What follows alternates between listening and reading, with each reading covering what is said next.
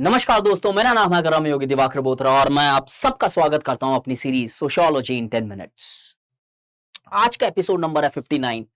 Paper one sociology का हम कर रहे हैं। पॉलिटिक्स एंड सोसाइटी चैप्टर का नाम है और उसके अंदर सब टॉपिक आज जो हम देखने वाले हैं वो है नेशन। नेशन होता क्या है? नेशनलिज्म और nation has been the burning topic not only in the Indian society but throughout the world. Donald Trump won the election on the basis that let's make America great again. India के अंदर nationalism has been constantly been debated and redebated. Where there are some supporters of the theory, there are certain people who consider nationalism as a political weapon. क्या nation होता है? क्या nationalism होता है? क्या किसी भी देश को नेशनलिज्म की जरूरत है? क्या आज के टाइम में नेशनलिज्म इंटीग्रेटिव फोर्स के साथ साथ क्या डिसइंटीग्रेशन भी ला सकता है? In fact, if I have to close the debate short, nationalism largely nation is the psychological identity. जैसे state is a political concept and country is a geographical term, nation is a psychological concept which largely is based upon the we feeling. We feeling means what? nation का simple सा मतलब है we feeling होनी चाहिए उस देश के अंदर, उस देशवासियों के साथ या उन देश के लोगों के अंदर. we feeling कहां से आती है वो डिटरमाइन करता है कि नेशनलिज्म क्या कैरेक्टर का है, किस टाइप का एक नेशन है. We feeling has to be there between the people who are staying in a particular political boundaries, because if, as Max Weber advocated, a state needs to get converted to nation in order to protect itself from the internal threats, and the nation needs to get converted to state in order to protect itself from the external threats. ये max weber ने अगर कहा है और आज के time में हम इसको अप्लाई करें तो बहुत ज्यादा रेलेवेंट दिखता है कि हाँ, नेशन होना तो जरूरी है, देश के लोगों के अंदर वी फीलिंग होनी डेफिनेटली जरूरी है. बट मुद्दा ये आता है कि जो नेशनलिज्म, जो वो वी फीलिंग आ रही है, किस बेसिस पे वी फीलिंग आया जाए. कई बार धर्म, राजनीति, कास्ट, जाति, प्रथा, इनके बेसिस पे अगर वी फीलिंग आए तो टेक्निकली वो वी फीलिंग कुछ एक पर्टिकुलर सेक्शन ऑफ ग्रुप्स के बीच में हो सकती है. इनफैक्ट पेरियार, ईवी रामस्वामी नाइकर जो है, सेल्फ रेस्पेक्ट मूवमेंट जो स्टार्ट किया था, द्रविड़ मुनित्र कजगम का जो फाउंडेशन हुआ था, उन्होंने भी अपनी राइटिंग्स में बहुत क्लियरली बताया है. कुछ सोशोलॉजिस्ट जैसे जीएस गुरे, उन लोगों ने पेरियार के मूवमेंट को सेशनिस्ट भी बताया, but there are certain sociologists like MSA Rao, Ghanshyam Shah who considers that it was not a secessionist movement. क्या कहा पेरियार ने नेशन के ऊपर? पेरियार ने नेशन के ऊपर कहा कि जब तक कोई भी देश, इंडिया के कॉन्टेक्स्ट में कहा उन्होंने, कि जब तक ये देश जात के ऊपर डिवाइडेड रहेगा तब तक नेशन बनना ही नामुमकिन है. बिकॉज इधर होगा ये कि अगर कास्ट के बेसिस पे people are coming closer to each other and developing that we feeling or that we consciousness, which is largely a prerequisite for any country to be considered as a nation, वो we feeling बड़ी ही narrow minded होगी. ये सारी debate आज discuss करेंगे. देखते हैं topic को ओपन करके, state versus nation versus country. A political concept, a psychological concept, a territorial or a geographical concept. Nation in short refers to we feeling. That we feeling can radiate from various factors, could be religion, could be caste, could be genetics, could be gender, could be multiple aspects where the people of a particular society can develop that we feeling. For example, British के time के अंदर एक presence of a common external enemy brought all the Indians together. सारे के सारे लोग एकजुट हो गए थे because they wanted to throw the British out of the country and establish an independent country, independent power.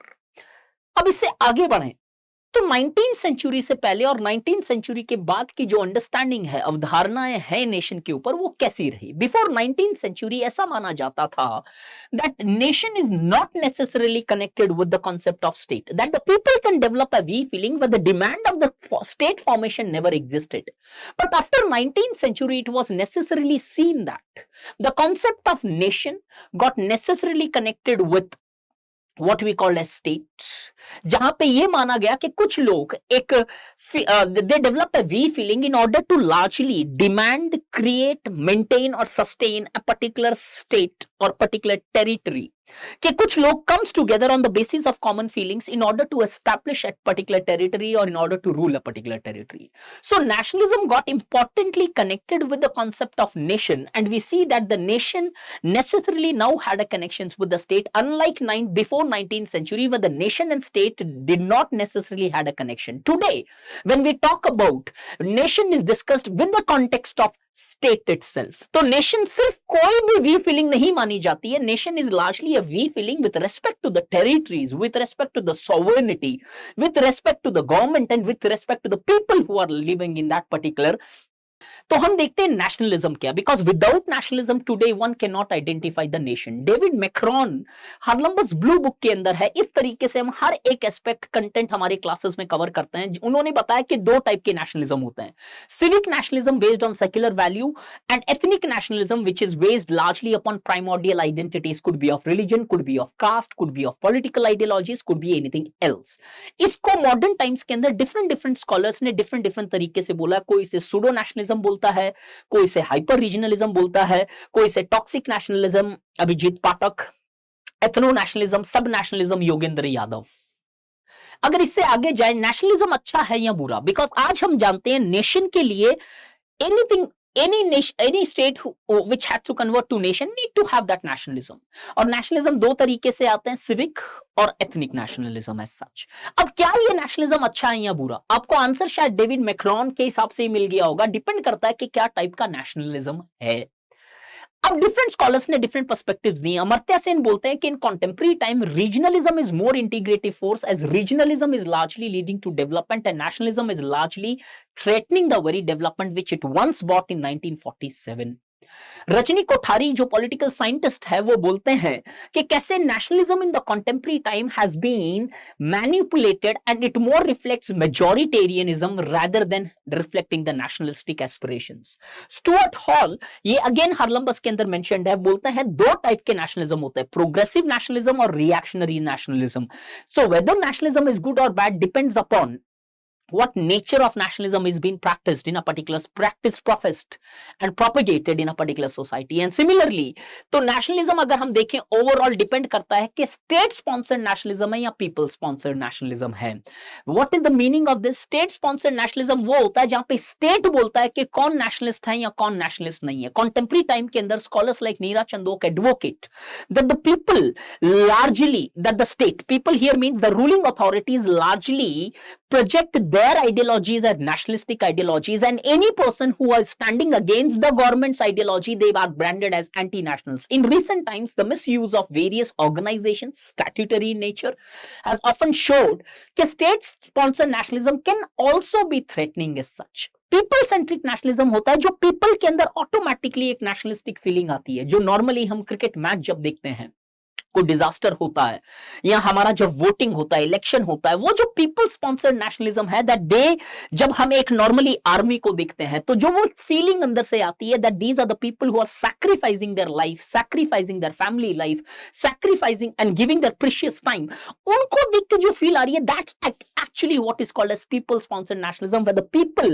largely come together not by force, not by enforcement, but rather than they automatically feel that feeling and they largely come together. Such forms of nationalism always is good and it is required in the Weberian terms in order to protect the state. Therefore nationalism can be good and bad depending upon what nature of nationalism is practiced in society. ये UPSC में question भी पूछा है कि कैसे nationalism अच्छा है या बुरा है.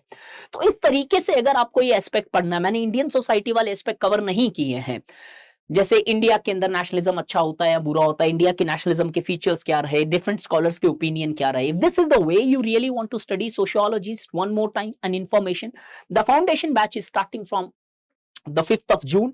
You can largely attend these classes, handwritten materials, crux, PPTs, उसके साथ standard answers, test series, content, doubt session, novelty, mentorship, you name it and we got them provide that. We just don't have it, we actually provide that up.